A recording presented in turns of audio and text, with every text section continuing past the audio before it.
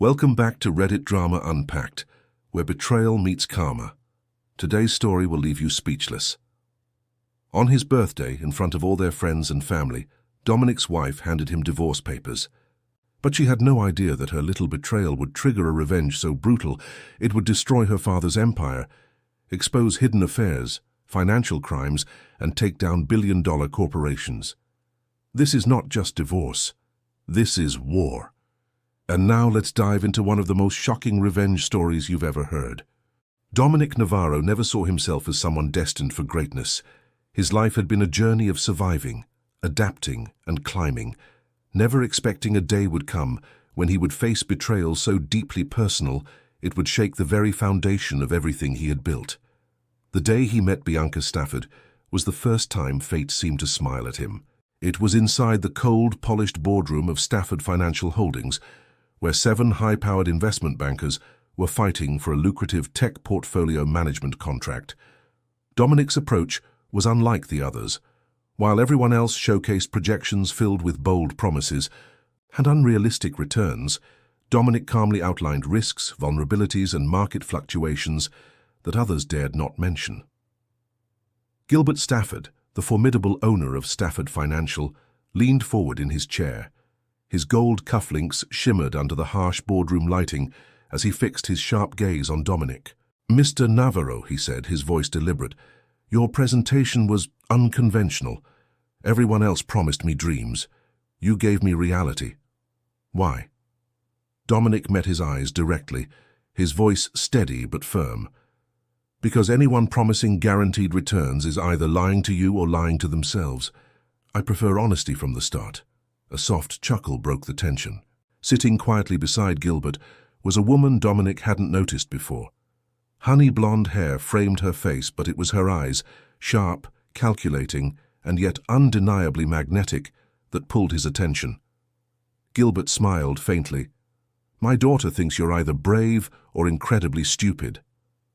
He paused, letting the moment settle before declaring, "I'm inclined to believe it's bravery. The contract is yours." That was 5 years ago. In what felt like a blink, Dominic had gone from an ambitious outsider to the son-in-law of one of the most powerful men in finance. His whirlwind romance with Bianca shocked the financial district. Whispers followed them everywhere. How did a self-made financial advisor with no prestigious pedigree or family connections win the heart of Gilbert Stafford's daughter? But for Dominic, it was simple, or so he believed at the time. Bianca was intoxicating, beautiful, elegant, and cultured, yet she never looked down on his humble beginnings. She carried herself with grace, but had an edge of ambition that Dominic respected. Their courtship was intense and fast, a collision of two worlds. Within months, they married, and Dominic quickly found himself living inside a world of wealth and privilege that once seemed unimaginable.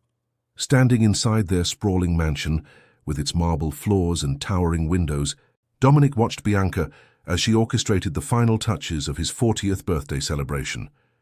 Catering staff moved briskly while Bianca directed them with cool efficiency. "You're staring again," Bianca said without turning, somehow sensing his gaze. "Just admiring my extraordinary luck," Dominic replied. She finally turned toward him, smiling, but not fully. Her lips curved, but her eyes remained distant. "Save the charm for the guests, Dom. My father's bringing some important clients tonight." It was a small exchange, but it carried weight. For months now, Dominic had noticed subtle shifts in Bianca's behavior. The lingering touches were gone. Conversations had grown shorter. Excuses for late nights at the office were becoming more frequent. And when her phone lit up with text messages, she would angle it away from his view. His phone vibrated. A message from Theo Russell, his old Army Ranger comrade, now the head of cybersecurity for Dominic's private investment firm. "Need to talk. Found something. Not good." Dominic pocketed the phone. Not tonight. Tonight was about maintaining appearances. He was a master at that. He had perfected this role long before marrying into the Stafford empire. What no one in the Stafford family knew, what Bianca herself didn't fully understand, was that Dominic's carefully polished background was mostly fiction. Yes, he was brilliant with finances, but the clean MBA resume concealed years of classified missions as part of an elite special operations unit. He wasn't just a self-made man, he was a man whose very identity had been deliberately erased. But the ghosts of his past were not tonight's concern. Tonight was about pretending, one more night. As the guests poured into their grand estate, Dominic played his part perfectly. The charming husband, the grateful son-in-law, the sophisticated businessman.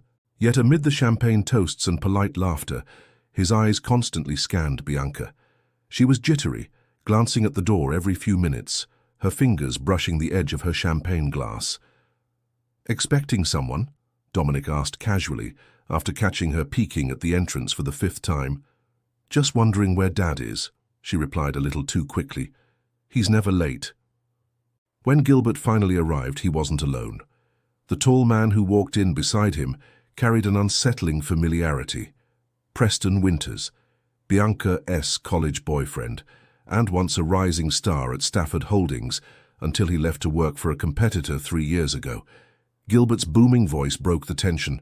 "Dominic, happy birthday, son. You remember Preston?" Dominic's handshake was firm but controlled. "Of course, it's been a while." "Too long," Preston smiled, his eyes betraying something more. "Congratulations on your success, Dominic. You've certainly done well for yourself." As Preston's eyes flicked toward Bianca, who immediately averted her gaze, Dominic's instincts, honed from years in dangerous territory, began screaming. Something was very, very wrong. The party continued into the late hours, but Dominic's mind wasn't on the celebration. Every polite smile, every handshake, every toast, all carefully masked the growing storm churning beneath the surface. Dominic noticed the way Preston hovered near Bianca throughout the evening. Subtle glances exchanged, whispered conversations as they moved between groups of guests. Their body language wasn't loud, but it was familiar, too familiar. His instincts, honed from years of reading people in high-stakes operations, were sounding alarms. The weight of Theo's earlier message pressed against him like a rock in his chest. Finally, the guests started to leave and the house grew quiet again.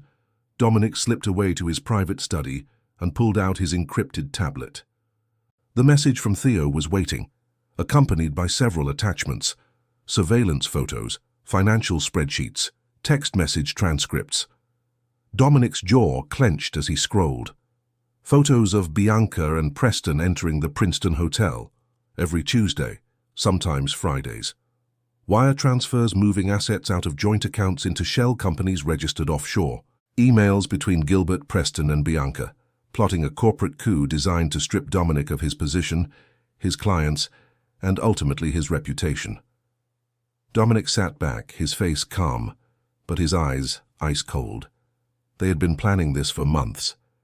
The betrayal wasn't just personal, it was surgical, calculated. His wife, his father-in-law, and Preston weren't simply ending a marriage. They were attempting to dismantle his entire career, destroy his company, and leave him with nothing. But what they didn't understand was who they were dealing with. Dominic wasn't some wide-eyed financier who had stumbled into the big leagues. He had operated in war zones, negotiated with warlords, dismantled criminal syndicates, and now the same skill set that once dismantled terrorist networks would be turned on his own family. He picked up his phone and called Theo. "Begin phase 1, Dominic said flatly. "Secure the contingencies, freeze the fallback structures, start full extraction on vulnerable assets." "You sure?" Theo asked. His voice was calm but tinged with respect. "They've declared war, Theo," Dominic replied. "They just don't know who they're at war with." The next morning, Dominic arrived at his private office, separate from Stafford Holdings, where Theo was already waiting. The room was cold, sleek, and secure. Theo looked every bit the lethal operator he once was, dressed now in tailored suits instead of tactical gear, but no less dangerous. "How deep does it go?" Dominic asked. Theo placed a dossier on the table. "Deeper than we expected. Preston's been meeting with Bianca for 6 months. Gilbert brought him back 3 months ago, preparing to replace you at the upcoming board vote. They've manipulated some of your client portfolios to show artificial losses, laying the foundation for your removal." Dominic flipped through the surveillance photos and financial data. "They want to trigger the professional misconduct clause in your prenup," Theo added. which would leave you with nothing. Dominic's face remained unreadable, but inside his mind was already calculating moves 5 steps ahead. "We'll let them proceed," Dominic finally said. "I want them to believe I'm blind to all of it." Theo raised an eyebrow. "And while they tighten the noose?" "We'll be untying it behind their backs," Dominic said. "By the time they spring the trap, they'll realize they're the ones standing over the abyss." Later that day, Dominic walked into the Stafford Holdings boardroom. The air was thick with tension. Gilbert sat confidently at the head of the table. Preston was sitting in Dominic's usual seat. Bianca sat beside him. "Dominic," Gilbert greeted coolly, "we've already begun." Dominic gave a polite smile as he sat at the far end of the table. "By all means, continue." Preston began presenting manipulated financial reports, showcasing losses that Dominic knew were fabrications. The board members shifted uncomfortably as Preston laid out his carefully orchestrated narrative. When Preston finished, Gilbert turned to Dominic. "Do you have anything to add?" Dominic calmly folded his hands. "Just one question. When did you decide Preston would make a better son-in-law than me?" The room fell into stunned silence. "This is business, Dominic," Gilbert snapped. "Not personal." Dominic smiled faintly. "Is it?" Then his voice shifted, cold, surgical. "Because if it's business, we should discuss the unauthorized asset transfers, the falsified performance reports, and the federal offenses committed by manipulating client funds." Preston's face flushed. "That's absurd." "Is it?" Dominic continued. "The compliance department and the SEC may think otherwise, since they already have copies of the original transaction logs." Panic rippled across the boardroom. Gilbert's face went pale. Preston's hands trembled. Bianca stared, her mask slipping for the first time. Dominic stood slowly, buttoning his jacket. "You tried to destroy me," he said. "You thought you could blindside me." He looked each of them in the eye. "But I've seen men like you before." With that, he walked out, leaving his enemies in stunned, silent fear. The next 24 hours unfolded like a high-stakes chess match. Every move the Staffords made was exactly as Dominic anticipated. By sunrise, Gilbert had called an emergency meeting with his attorneys. Preston had attempted to reassure the board privately, spinning Dominic's accusations as baseless slander. Bianca, meanwhile, had reached out to Dominic directly. Her first message in weeks. "We need to talk, please come home." Dominic didn't reply. Instead, he stayed in his private command center with Theo and Maya, reviewing the full extent of what they'd uncovered. It was far worse than betrayal. It was full-scale conspiracy, involving not only Bianca and Preston, but a vast web of Gilbert's financial crimes stretching back decades. Embezzlement, insider trading, illegal asset transfers, offshore laundering. The evidence was airtight, and by now, copies had been secured and distributed to trusted federal contacts. Theo turned from the monitor. "They're panicking. Gilbert has contacted his political allies.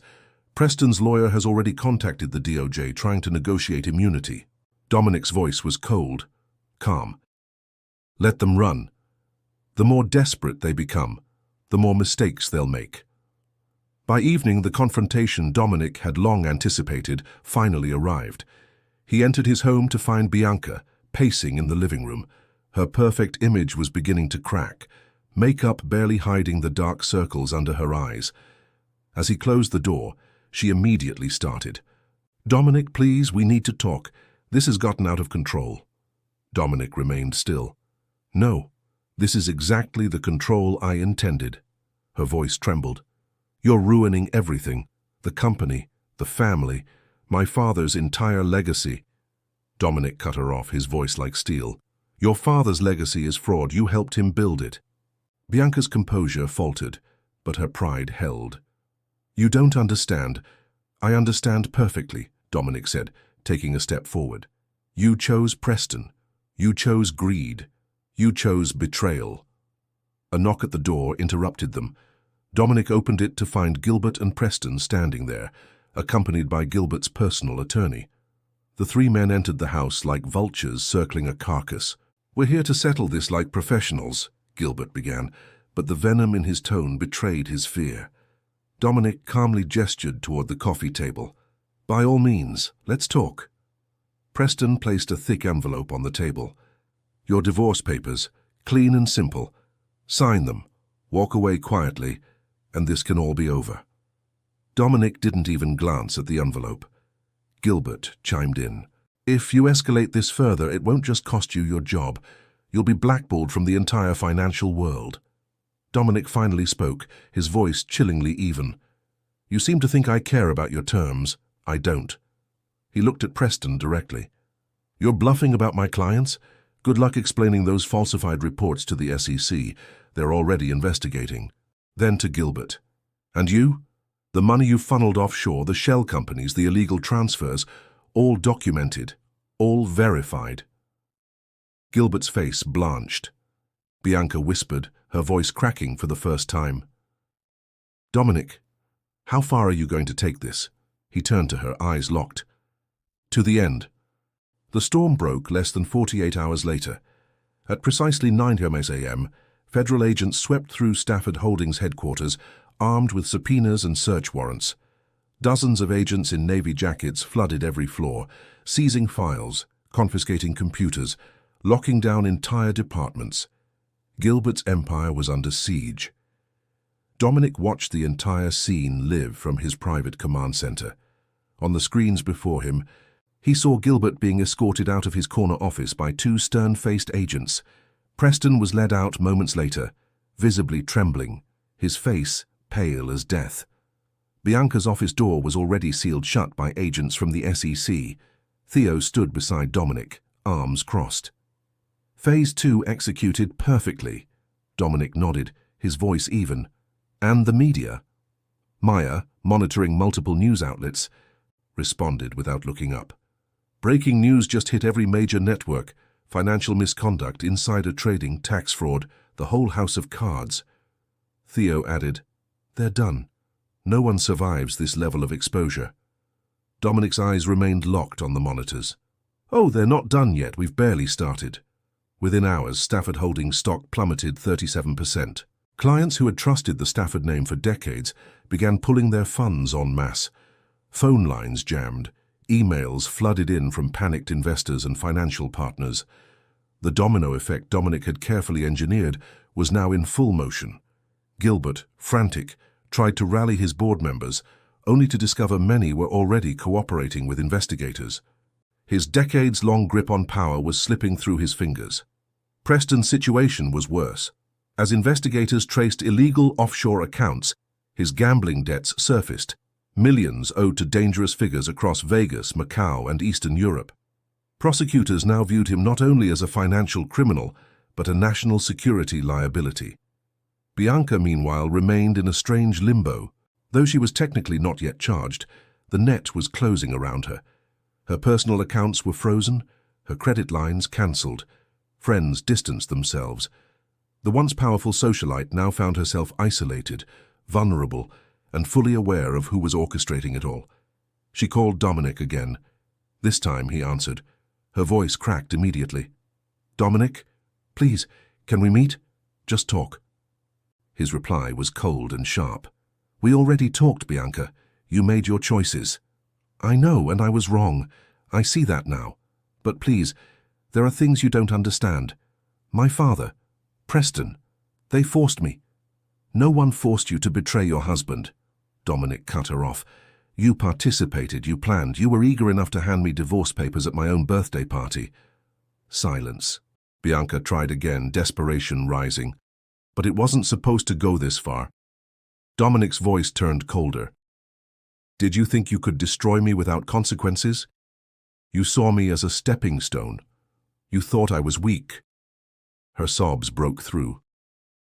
I never thought you were weak. I never understood who you really were. Dominic's voice was now ice. You still don't. And he hung up. As the days progressed, the investigation spread beyond Stafford Holdings. Federal investigators uncovered extensive networks of illegal asset transfers, spanning multiple shell companies and offshore entities, many directly tied to Gilbert's personal accounts. Each new discovery amplified the charges: tax fraud, securities violations, money laundering, conspiracy to commit racketeering. Dominic's team ensured every piece of evidence was airtight. Then came the media leaks. Maya handled them precisely, feeding carefully curated documents to major financial journalists. Overnight, the Stafford name transformed from a beacon of financial prestige into a synonym for corruption and criminal enterprise. Bianca's photos, once gracing glossy magazines, now accompanied headlines like "Stafford Dynasty Implodes Amidst Massive Federal Probe," "Billion-Dollar Ponzi," "The Dark Secrets Behind Stafford Holdings," "Preston Winters, the Gambler Who Gambled Too Far." Behind the scenes, Dominic's private conversations with federal prosecutors intensified. With overwhelming evidence in hand, the Justice Department now prepared full indictments not only against Gilbert and Preston, but potentially against Bianca as well. That final piece, however, Dominic debated carefully. Theo approached one evening. "They want your final recommendation on Bianca. Full indictment or allow cooperation?" Dominic sat silently for a long moment, his jaw tight, eyes focused on nothing. "She was a pawn," Theo offered softly. "Willing, yes, but not the architect." Dominic spoke finally, his voice heavy. "Give her the option. Full cooperation in exchange for limited sentencing, but no promises of immunity." "Understood," Theo nodded. "She'll still serve time." "She should," Dominic said flatly. "But she deserves the chance to save herself." 2 weeks later, federal agents formally arrested Gilbert and Preston. Their mugshots dominated news cycles for days. Gilbert's public statement was defiant, but hollow. "This is politically motivated," he claimed to reporters while being led away in cuffs. But behind closed doors, Gilbert finally broke during initial interrogations. Facing overwhelming evidence and with no bargaining chips left, he offered full confessions and implicated Preston further in hopes of reducing his own sentence. Preston, however, lacked even that option. As prosecutors laid out his extensive criminal debts and offshore manipulations, his plea deal evaporated. He would likely spend decades in prison. Bianca's arrest came more quietly. She surrendered voluntarily, escorted by her attorney into federal custody. Cameras captured her arrival at the courthouse, her once polished exterior reduced to plain clothing and subdued makeup. The public saw not a glamorous heiress, but a broken woman who had gambled her entire life and lost. Dominic watched the broadcast from his office. Theo stood beside him. "It's over." Dominic nodded slightly. "No, it's ending. There's a difference." He stood and approached the floor-to-ceiling window overlooking the city. "For 23 years I've lived for this moment," he said softly. "And now that it's here, I feel nothing." "That's what revenge does," Theo replied gently. "It empties you." Dominic exhaled slowly. "Maybe. Or maybe it just clears the slate, because after this, something better begins." Theo smiled faintly. "Then let's build it." The collapse accelerated. Behind the scenes, Dominic's legal team worked tirelessly with federal prosecutors, ensuring every detail was precise. Every wire transfer, every falsified record, every manipulated report. No loophole, no escape route. The more they uncovered, the uglier it became. Stafford Holdings wasn't just guilty of insider trading and fraud. It had become a laundering machine for Gilbert Ye's personal fortune, Preston's offshore accounts, and even Bianca's hidden assets. For years, they had drained millions from clients and funneled them into secret trust funds buried under layers of shell companies. Now it was all exposed. Gilbert's attorneys scrambled desperately, attempting backdoor negotiations with prosecutors, offering cooperation in exchange for leniency. Their efforts were futile. The evidence Dominic had compiled was bulletproof, but perhaps the most dangerous piece wasn't even financial, it was criminal. Maya's team had uncovered wiretaps and confidential correspondence revealing Gilbert's connections to Eastern European money launderers and ex-intelligence contractors, some with ties to organized crime. Now it wasn't just the SEC involved, but the Justice Department, the IRS, and multiple international agencies. Gilbert's world was imploding on every front. Preston, cornered like a rat, finally flipped. In exchange for reduced charges, he gave full confessions. implicating both Gilbert and himself in every illegal deal they'd ever executed. Dominic watched it unfold with quiet satisfaction. The trap was airtight, but amid the falling pieces, Bianca's situation remained uniquely delicate.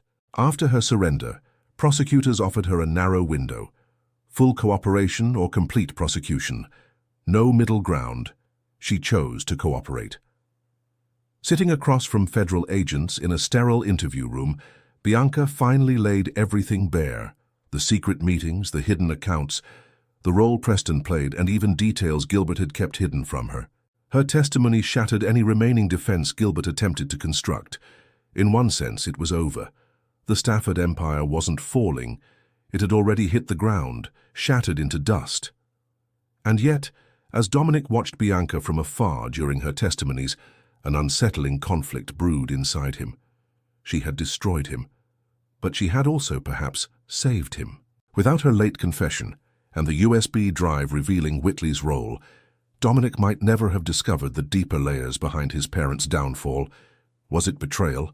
Was it redemption? Or both? The final nail arrived 3 months later. The Justice Department announced formal charges against Gilbert, Preston, and Stafford Holdings. Gilbert faced over 20 felony counts: securities fraud, tax evasion, racketeering, money laundering, and obstruction of justice. Preston accepted a plea deal, receiving 12 years in federal prison in exchange for full cooperation. Bianca, after months of cooperation, was sentenced to 5 years, eligible for parole after 3. And Stafford Holdings dissolved entirely. What remained of its assets was liquidated to repay defrauded clients and victims, several of whom, like Dominic's family, were never supposed to be avenged. The financial world erupted. News anchors called it the largest financial collapse since Enron. Public outrage dominated headlines. Books were written, documentaries produced. And in every interview, every article, one name rose as both architect and survivor of the entire saga: Dominic Navarro. But they never truly knew who he was. They saw the financial genius who exposed the corruption. They didn't see the orphan who had dedicated 23 years to building the perfect trap. They didn't see the soldier who had trained himself for war long before this battlefield. They didn't see the man who had sacrificed his soul for justice. One late night, as the dust settled, Theo approached Dominic on the rooftop of Axiom's new headquarters. "It's finished," Theo said softly. "You won." Dominic stared out across the city skyline, silent. After a long pause, he spoke. "No," Dominic whispered. "It's not winning. It's simply completed." Theo didn't argue. He understood. Revenge never tasted sweet. It simply stopped the bleeding, and Dominic wasn't bleeding anymore, but neither was he healed. For years, Dominic had believed Gilbert Stafford was the ultimate villain. He was wrong. Gilbert was only a tool. The real architect had stayed safely in the shadows: Bradford Whitley, billionaire investor, philanthropist, political kingmaker. And, as Dominic had now uncovered, the man who had orchestrated the destruction of Keller Financial and his parents' deaths 2 decades earlier. It started with the files Bianca had handed over before her arrest, a small USB drive holding the truth no one had dared to speak aloud. Initially skeptical, Dominic had his team exhaustively verify every document, every voice recording, every financial transaction. After weeks of investigation, one conclusion stood unshakable: Bradford Whitley was behind everything. He was the puppet master who'd ordered Gilbert to destroy Dominic's family business. He was the spider whose web extended across the entire financial world, hidden behind dozens of shell companies, proxies, and cutouts. Gilbert and Preston. They were expendable foot soldiers. Whitley was the general. Victor, Dominic's chief strategist, delivered the final confirmation one stormy evening. "It's ironclad," Victor said, laying a thick dossier on Dominic's desk. "Whitley financed every hostile takeover that ruined your parents. And not just them. 16 families, Dominic. He's been running this operation for decades." Dominic stared at the stack of evidence, his face unreadable. Theo spoke next, his voice tight. "Whitley's network is massive. Politicians, regulators, even intelligence contacts. He's protected by layers of influence we've never faced before." Dominic finally broke the silence. Then we dismantle it, piece by piece. Unlike Gilbert, Whitley wouldn't fall to simple exposure. He was too powerful, too careful. Dominic needed more than legal evidence. He needed leverage. Leverage so undeniable that even Whitley's allies would abandon him. Maya led the intelligence operation. They traced Whitley's offshore accounts, illegal partnerships, and secret communications. They planted moles in his foundation and even embedded operatives in his inner circle of security. But the deeper they went, the more dangerous it became. Whitley wasn't like Gilbert. When Dominic's pressure campaign began disrupting his shell corporations, Whitley didn't panic. He retaliated. Dominic's private servers were hit by sophisticated cyber attacks. His offshore holdings were challenged by foreign regulators, mysteriously tipped off. Anonymous threats arrived daily. And then came the first real warning. 2 of Dominic's financial contacts in Europe were found dead, one a supposed suicide, the other killed in a staged car accident. Victor's analysis was grim. He's willing to escalate this far beyond what Gilbert ever dared. But Dominic had learned from years of war. He adjusted. He decentralized Axiom's operations, compartmentalized every financial move, and bolstered his security protocols. Theo activated former Special Ops teammates, setting up full-spectrum personal protection and counter-surveillance. The war had now shifted from courtrooms to shadowy alleys. Weeks passed. Each time Whitley struck, Dominic countered. When Whitley froze $40 million of Axiom's assets via manipulated regulatory sanctions, Dominic triggered whistleblower complaints exposing bribery in those same agencies. When Whitley attempted to plant fabricated evidence linking Dominic to money laundering, Dominic's forensic teams preemptively exposed the forgeries, sending Whitley's operatives running. The chessboard grew more dangerous by the day, and yet, despite everything, Whitley remained largely untouchable until the unexpected break came, once again, from Bianca. Hidden deep inside one of Whitley's shell corporations was a set of files Bianca's mother had preserved before her death. Files even Whitley didn't know still existed. These files tied Whitley directly to money laundering for Eastern European oligarchs, organized crime networks, and covert state-backed financial sabotage. Victor whistled low when he reviewed the documents. This isn't just corporate crime, Dominic. This is international espionage-level corruption. Maya added grimly, "We have enough here to bury him, not just legally, but globally." Dominic nodded slowly, his eyes like cold steel. Then it's time. The battlefield was set. For 23 years, Dominic had prepared for this confrontation. Every decision, every move, every sacrifice had led to this moment. Bradford Whitley, once untouchable, was now cornered. But Whitley was no fool. He knew the walls were closing in, and he wouldn't go down without a fight. Dominic understood. This was no longer just financial warfare. This was personal, psychological, strategic, ruthless. Dominic's team delivered the first strike. An anonymous package arrived at Whitley's private estate, containing documents, bank statements, offshore account ledgers, photographs, and recordings linking him directly to international money laundering operations. Attached was a simple handwritten note, "I know." The message landed like a grenade. Whitley's legal team scrambled. His PR machine kicked into overdrive. His political allies began receiving encrypted calls filled with desperation. Within hours, Dominic's intelligence network reported back, Whitley held an emergency meeting with his inner circle.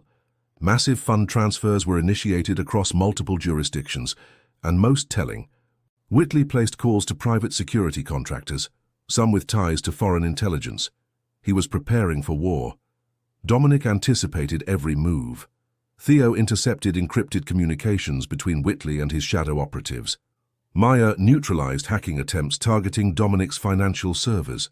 Victor coordinated with federal investigators, ensuring their investigation into Whitley's shell companies accelerated on cue. Every time Whitley struck, Dominic struck back harder. "He's cornered," Victor said one evening, reviewing surveillance updates. "But a cornered animal is most dangerous." Dominic's voice was calm. "That's why we don't give him any exit." Then Dominic executed his most dangerous play yet, the invitation. A private message was delivered directly to Whitley's personal line through a secure, untraceable channel. "Meet me, alone, No security, you know where. The location was not random, an abandoned bank in the Midwest. The old headquarters of Keller Financial, the very building where Dominic's father had suffered his fatal heart attack after Whitley's betrayal. Symbolism mattered. Dominic wanted Whitley to confront the ruins of his crimes. Whitley arrived precisely on time.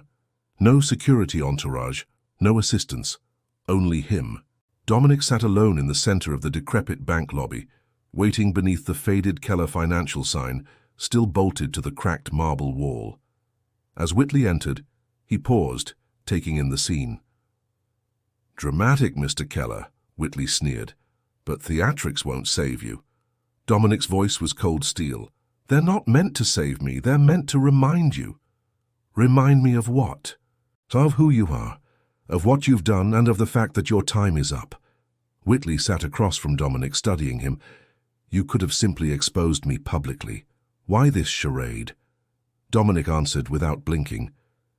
"Because you would have survived public exposure. You've survived worse, but this—" He slid a thick folder across the table. "This isn't exposure. This is complete annihilation."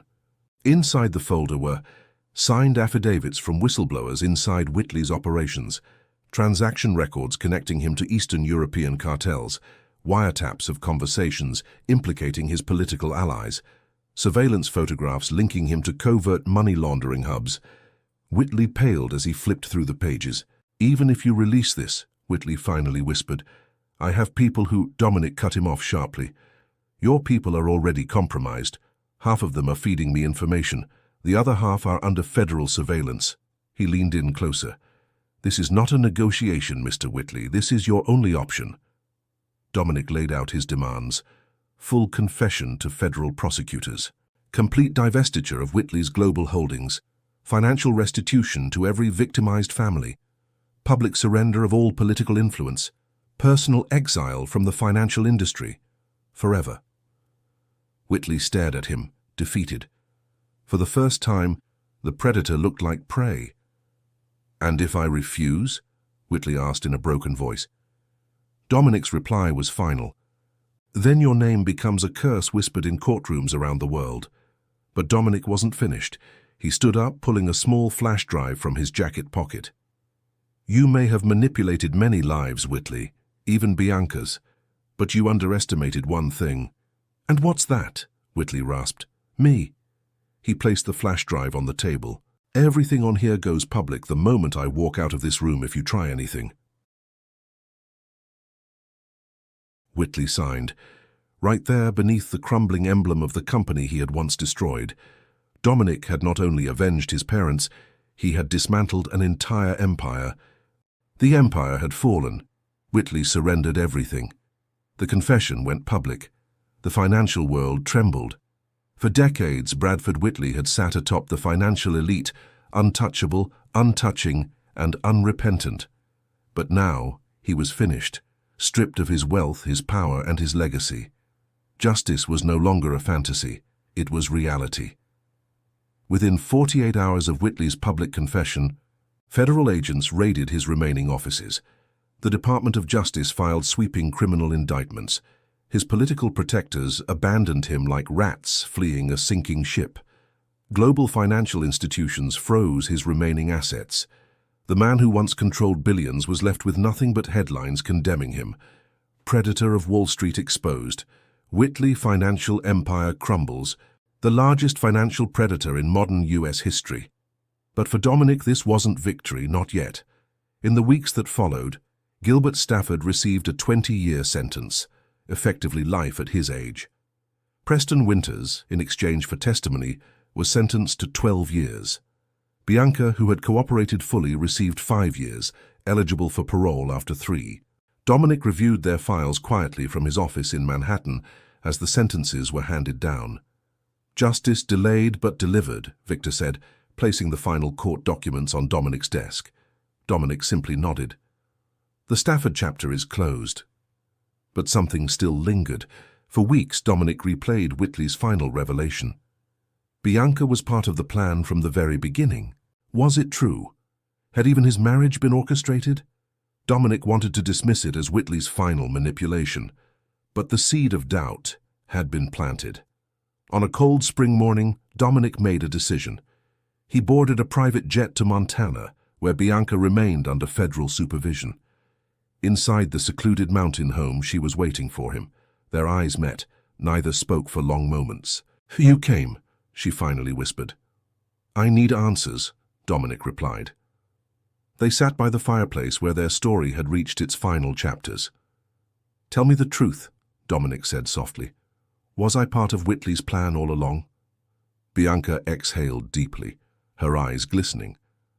"At first, yes, but not the way you imagine," she explained. Whitley identified Dominic early on, impressed by his rising financial brilliance. He instructed Bianca to cultivate a connection, not marriage, not love, just influence. But Bianca deviated from the script. "I fell in love with you, Dominic," she said, her voice trembling. "That was never part of his plan." Dominic's face remained unreadable. "And Preston?" Bianca looked away, ashamed. "A mistake. My weakness. My need to feel wanted when I felt you slipping away into your obsessions." Dominic's voice was bitter. "Into my obsession? You mean my obsession to survive the very predators who were orchestrating my destruction?" Bianca wiped a tear. "I know, and I'll carry that guilt for the rest of my life." "You should," Dominic replied quietly. "Why give me the evidence against Whitley?" Dominic pressed. "Because despite everything I did to you," she said softly, "I could not watch him destroy another family like he destroyed yours." She looked him in the eye for the first time. "Because I still loved you." Dominic sat silently. Part of him longed to believe her. Part of him knew he could never trust her again. Finally, he stood up. "The authorities will take you into custody tomorrow. You've earned your sentence." "And after that," she asked faintly, "is there any forgiveness?" Dominic paused. "Not from me. Not yet. Maybe not ever." Then he left. The past was finished. Back in Manhattan, Dominic stood before the massive floor-to-ceiling windows of Axiom Capital's new headquarters. The Stafford Empire, dismantled.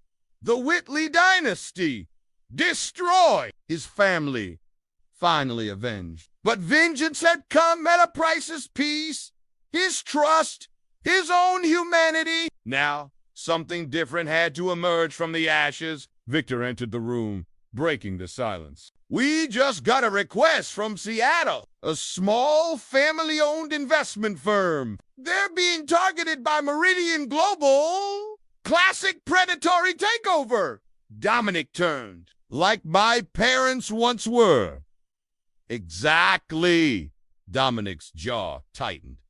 "Then let's stop it." Axiom Capital transformed. What had once been built for revenge was reborn as a fortress for victims targeting corporate predators, exposing hidden crimes, shielding families from the fate his own parents suffered. Intelligence operatives, financial analysts, cyber specialists, legal experts. A task force built from both pain and principle. "We won't save everyone," Theo admitted during one late-night briefing. "No," Dominic replied, staring at a wall of active cases. "But we'll make sure fewer families are destroyed, and fewer predators sleep easy." 1 year later, Dominic visited his parents' graves for the first time since his war had begun. He knelt quietly, placing flowers gently before the headstone. "Thomas and Elizabeth Keller, loving parents, unbreakable spirit, it's done," Dominic whispered. "You've been avenged. And your legacy will live, not through revenge, but